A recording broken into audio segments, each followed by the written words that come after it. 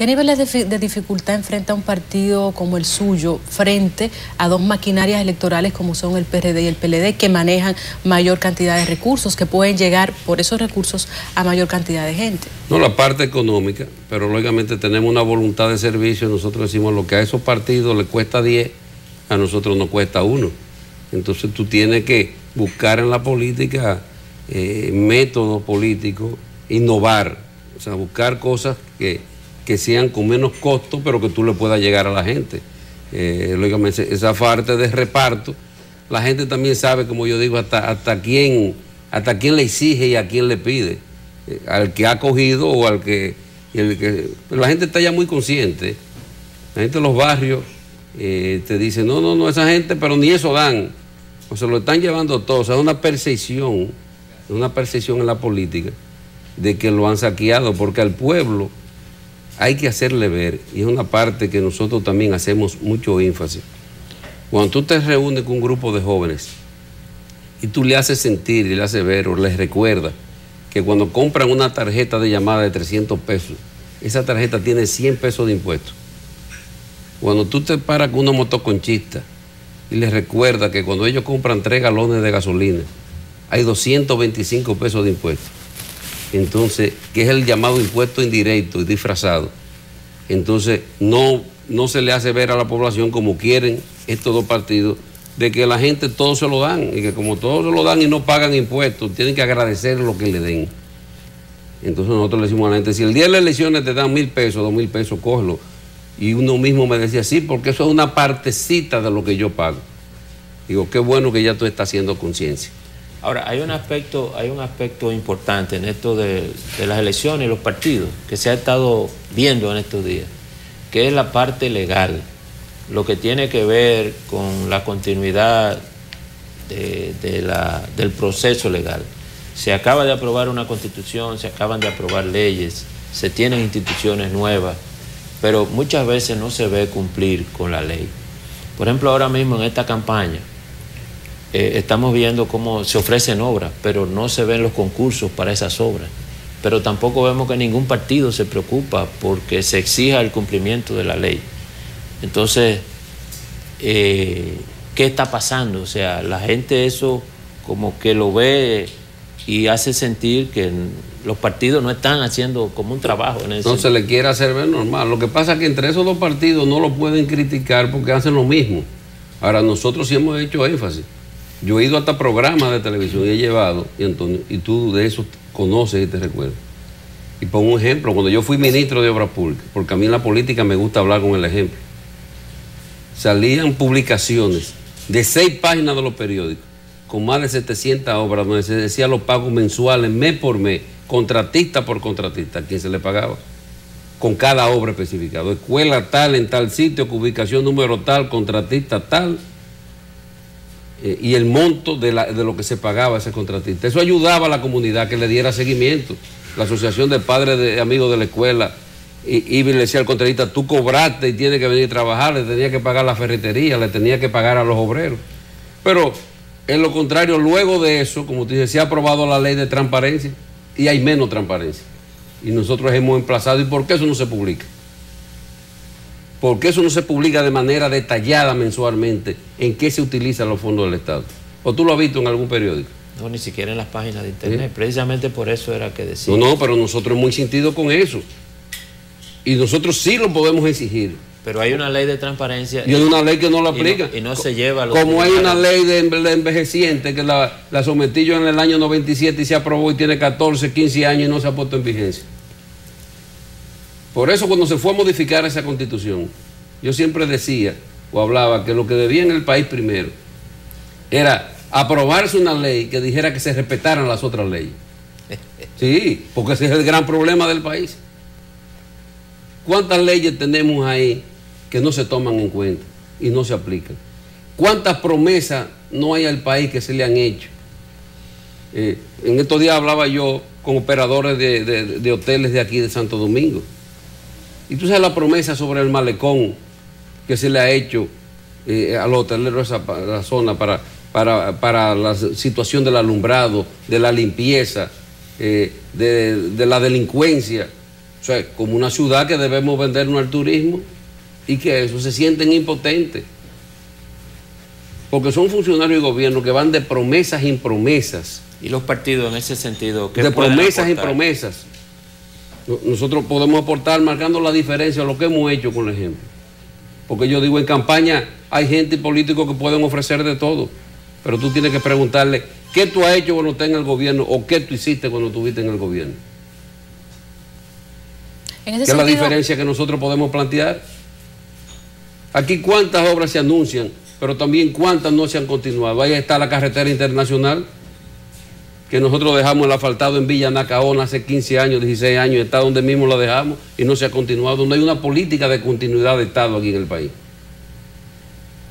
Y como eso pudiéramos enumerar muchísimas obras pequeñas, grandes, en las diferentes comunidades que están abandonadas, que ahora van lógicamente en momentos de campaña política.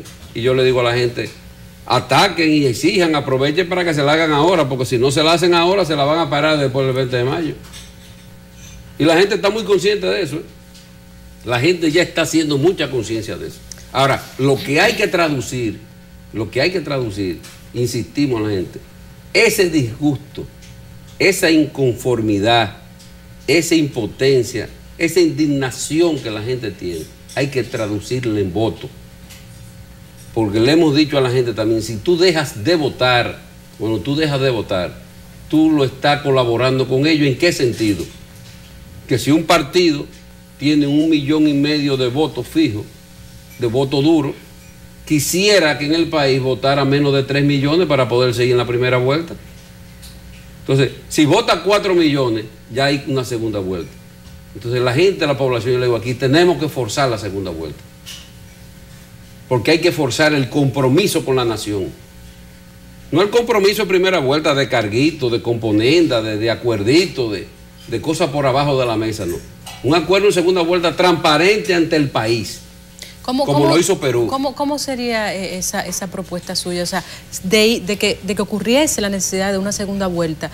El Partido Dominicano, para que hubiera un compromiso con la nación. Pero a través de un pacto de partidos. Perfecto. Oye, un compromiso con la nación, lo que sea que lleguemos en segunda vuelta, pero un compromiso con la nación de cara al país, sobre puntos fundamentales, porque no quieren sentarse a hacer compromisos. Ya en estos últimos 2 meses le están huyendo a los compromisos. Yo digo, a donde al país se le diga exactamente qué se va a hacer con el 4%. ¿De dónde usted, dígamele al país aquí, de dónde usted va a sacar el dinero? Como lo planteamos nosotros cuando fuimos ahora en un programa sobre la educación digna. O sea, de manera clara. No, vamos a hablarle al país qué se va a hacer para enfrentar la delincuencia. Que la gente está cansada con esto, de que le hagan promesas. Cosas concretas que se van a empezar a aplicar. Ninguno de esos candidatos quieren hacer esos compromisos. Porque lo que quieren es llegar en primera vuelta para después sentirse que son amos y dueños del país y de todos. Y eso no lo puede seguir permitiendo la población dominicana. Yo creo que ya la población se tiene que empoderar. Es un momento de empoderamiento. Y esa oportunidad te lo da la Constitución y la ley, precisamente en las elecciones. En ese sentido, don Eduardo, ¿cuáles son, digamos, que los ejes de la propuesta de gobierno de Dominicanos por el Cambio? Bueno, es fundamental el empleo, promover el empleo en el país. No es posible que mientras El Salvador le esté ofreciendo a las empresas internacionales que le da el terreno para que se instalen, en República Dominicana tenemos parques enteros con edificaciones de zona franca parados. ¿Y por qué no le ofrecemos esos parques? Y le decimos, ven, instálense aquí por 5 años sin pagar para que nos den empleo. Una política de financiar la pequeña y la mediana empresa y el campo dominicano, donde hemos dicho que vamos a destinar el 50% a los fondos de Petrocaribe para financiar el campo. O sea, propuesta concreta, donde hablamos de la tanda única y del 4% de la educación dominicana, que hemos dicho que hay que renegociar la deuda externa y parar el endeudamiento. Yo quiero que ustedes vean cómo es la gráfica que se presenta ya del pago de la deuda, del capital e interés, en los próximos 4 años, cómo aumenta exponencialmente en el año 2013 y 2014 y 2015, ya con la deuda contraída. Y yo le pregunto a ustedes, ¿y esos 2 partidos con los compromisos que tienen están en capacidad de decirle al país y comprometerse a bajar el gasto público? porque hay que decirle al país una reforma integral, pero una reforma fiscal integral donde hablemos primero de reducción del gasto y de compromiso, no de ponerle impuesto a la población. Todo lo contrario, nosotros decimos vamos a bajar el ITEVI para dinamizar la economía, ampliar un poco la base impositiva y que se evite más la evasión fiscal y se pueda dinamizar el aparato productivo nacional. Oye, tú sales aquí y la gente te lo dice, no hay cuarto en la calle, Leonora, no hay dinero, no hay circulante. La economía está prácticamente paralizada. La gente, lo que muchos negocios están abiertos porque están esperando a ver qué va a pasar en las elecciones. Para ello ver cuál es el horizonte que va a haber en el país. Esa es la realidad. Panorama tétrico ese, así como pero están ahí los números. Están ahí los números. Busquen la estadística del Banco Central. Entonces yo lo que pregunto, ¿cómo se pagaría esa deuda del 2013? ¿Cómo se pagaría eso? Bueno, hay dos vertientes. Bajar el gasto corriente. Indudablemente no puede seguir habiendo tantos viceministros en el país y funcionarios ganando 1 millón de pesos. Pero hay que también renegociar la deuda, obligatoriamente. Oye, se va a poner en el 2013 que el pago en el 13 y el 14 solamente de los intereses de la deuda es mayor que lo que le están dando a educación hoy en día. ¿Y tú crees que eso lo puede aguantar el país? Y siguen con la fiesta del endeudamiento. Entonces, tiene que venir un gobierno que se comprometa a parar ese endeudamiento externo. Y el endeudamiento interno también, porque el endeudamiento interno tiene dos agravantes, que es con una tasa de interés más alta. O sea, los intereses que se pagan son mayores, pero también pasan a competir con el aparato productivo nacional. Eso no te hace que te baje la tasa de financiamiento, porque cuando el gobierno a un pool de banco criollo le pide 1.000 millones de pesos, esos 1.000 millones de pesos dejan de ir al sector productivo y a la empresa. O sea, un pequeño empresario, para apretarle 300.000 pesos, 500.000 pesos, se la ponen en China y tiene que ir al mercado informal a pedir un financiamiento. La microempresa, la mujer dominicana, ¿qué oportunidad tiene financiamiento? ¿Y tú sabías que los pobres, la tasa de retorno es mayor, que los ricos pagan mejores? Eso está demostrado. Sí. En todos esos bancos como ADEMI y pequeños bancos. Entonces, esa gente lo que quiere es oportunidad. ¿O tú crees que vamos a resolver el problema del país? La más con tarjeta de solidaridad. Que si la verde, que si la morada, que si la blanca, que si la morenita, que la que sé yo qué. No. ¿Por qué no hay un plan de decir vamos a ir progresivamente sustituyendo la tarjeta de solidaridad por empleo? No que se quite la tarjeta de solidaridad, sino que se le dejen a los sectores más deprimidos. Vamos a hacer un compromiso con el país de manera clara de en qué tiempo vamos a universalizar el seguro médico. Todavía es la hora, y ahí volvemos a la ley, que en la ley está el régimen contributivo subsidiado y eso no se ha aplicado. No se ha aplicado. Por eso se está violando la ley. ¿Por qué no se ha aplicado? Y no se habla de eso. Donde el motoconchista, el chiripero, la operadora doméstica, diferentes gente puedan tener acceso al mercado informal a tener seguro médico, que no lo tienen. Entonces quieren tener a esa población de rodillas para que en una campaña no tenga seguro médico y tenga que estar acudiendo a los políticos para que le paguen una operación o para que le den una receta. Y queriendo con eso comprar el voto de la gente. Ahora, ¿cuál es? No, eso es un derecho adquirido de los mexicanos, eso está en la ley. ¿Cuál es el costo de eso para el Estado? O sea, por ejemplo, incluir toda esa gente del seguro, en el seguro médico o en la seguridad régimen social. Contributivo. El régimen contributivo subsidiado. Eso se va haciendo el contributivo subsidiado, el que la gente paga una parte, paga una parte, el Estado paga una parte y es menor que el subsidiado. Sí, el subsidiado totalmente para los extremadamente efectivamente, para los extremadamente pobres. Entonces, ¿por qué no vamos aplicando eso? Eso es para empecemos a bajar los gastos en publicidad del Estado, invertirlo ahí. Empecemos. ¿Y la publicidad del Estado es tanto? Pues sí, tanto. Ahí no se nota, pues vaya, abra los canales, los programas para que usted vea cómo está la publicidad. ¿Cómo evalúa? ¿Y por qué no hacemos? Los otros días salió que solamente en compra de medicamentos se podían haber ahorrado 1.000 y pico de millones de pesos. Vamos a hacer toda esa compra por concurso para economizar, la sobra por concurso. Ahí se acaba de inaugurar una carretera que costó $100 millones en 27 kilómetros, $3,5 millones por kilómetro. No pudo haber costado menos. Permítame. Bueno, usted es ingeniero. Bueno, por eso. Pudo haber costado menos. Usted sabe lo que estamos hablando. $3,5 millones por kilómetro. La carretera del Jarabacoa al río. ¿Es una exageración? Leonora. Seguro que sí. Permítame matizar algo. Creo que su mensaje está muy claro. Y es un mensaje, a mi manera de ver, muy contundente. Y muy coherente. Y un mensaje absolutamente razonable.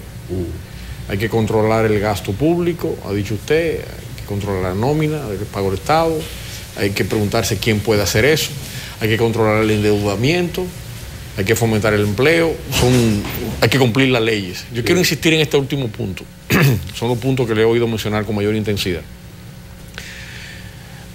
¿Por qué cumplir la ley en la República Dominicana no tiene el apoyo? ¿Por qué no es popular cumplir la ley? No sé si me entiende la idea que yo quiero decir. ¿Por qué? A mi manera de ver, si usted me pregunta a mí, ese es el problema que resume la esencia de su propuesta. Porque un país que no cumple la ley se convierte en un relajo, un relajamiento general. Incluso eso mismo está vinculado al elemento de la delincuencia, que está implícito, el elemento del incumplimiento de la ley. Entonces me gustaría oír su opinión con relación, ¿por qué no tiene suficientemente apoyo electoral una propuesta tan coherente como en términos de contenido como la que usted acaba de presentar, y además un hombre que tiene fe pública para hacerlo? Bueno, todo es un proceso en República Dominicana, pero aquí, como dice el país, lo ha convertido que es un desorden, que no hay un respeto, pero de una manera u otra eso te empieza a afectar. Fíjate cómo llega aquí impunemente una persona a un lugar y mata a un muchacho, un joven, este caso que inclusive quiero aprovechar y darle mi condolencia a Claudio Camaño, de que llega, tú en ningún lugar estás seguro, porque una persona llega buscando a otra gente. ¿Sí? Tú te paras que en cualquier lugar hay una carrera de carro y porque son hijos de papi y mami no le hacen nada. O tú quieres dormir en tu casa en la noche, hay un colmadón con la música alta y hay que soportar eso. Y cuidado si tú vas y te acercas y reclamas. ¿Sí? ¿Cómo está la violencia intrafamiliar ahora mismo en el país? O sea, entonces, yo le digo a la gente, cuando hablamos de la seguridad ciudadana, a ti no te interesa, no te importa, hasta que no te llegue cerca. Yo mismo era uno que pensaba, decía, no, pero a mí nunca me van a asaltar, hasta que en la puerta de mi casa me asaltaron un día, a las 7 de la noche despidiendo a una gente. ¿Sí? Entonces, toda esa violencia que tú vas a un destacamento y te dice, mira, me está mi esposo amenazando y violando un viernes, dice, no, venga el lunes para tomarle la querella, entonces el fin de semana le quitan la vida. Entonces aquí como que pasamos de una situación a otra y ya la capacidad de espanto, de impresionarnos ya se ha perdido. O sea, ya todo es todo y nada es nada. O sea, y precisamente yo digo que ya eso está tocando fondo. El deterioro institucional en el país está tocando fondo y la gente lo está sintiendo.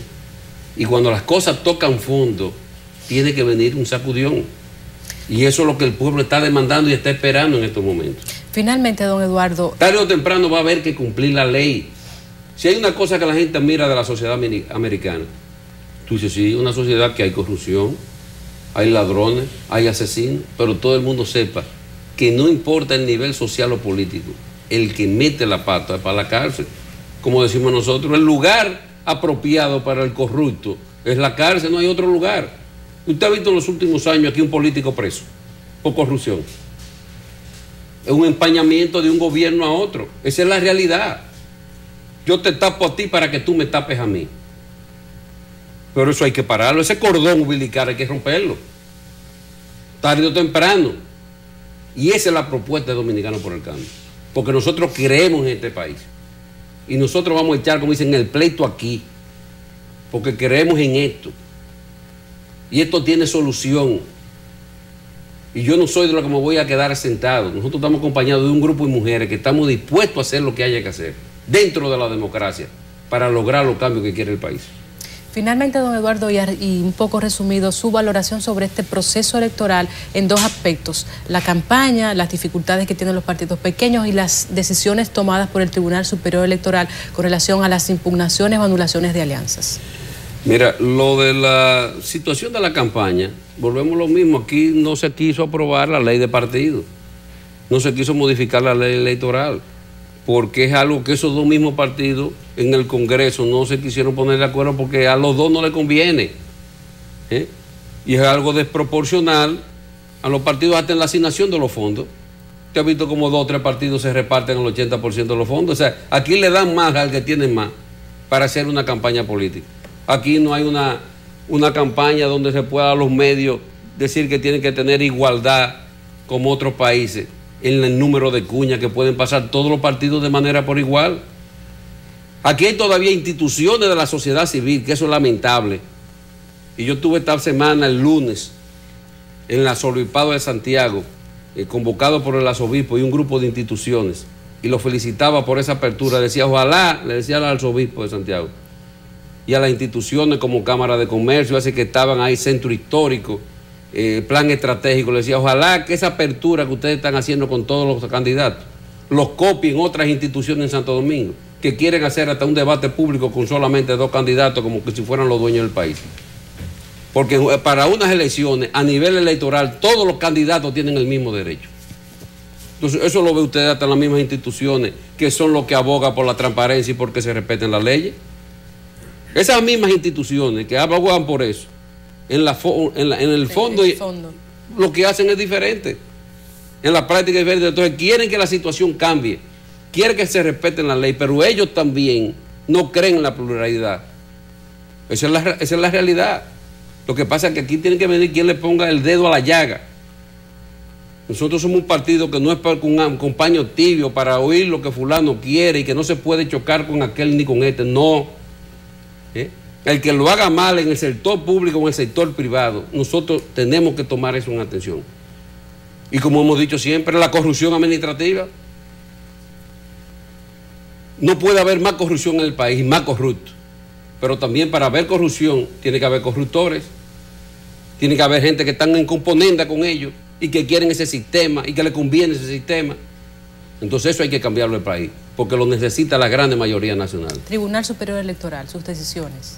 Sus decisiones yo no las conozco a fondo, no me gusta opinar de algo que yo no conozca los expedientes a fondo. Se ven decisiones a veces parcializadas, es lo que se percibe hacia afuera, yo no conozco los detalles.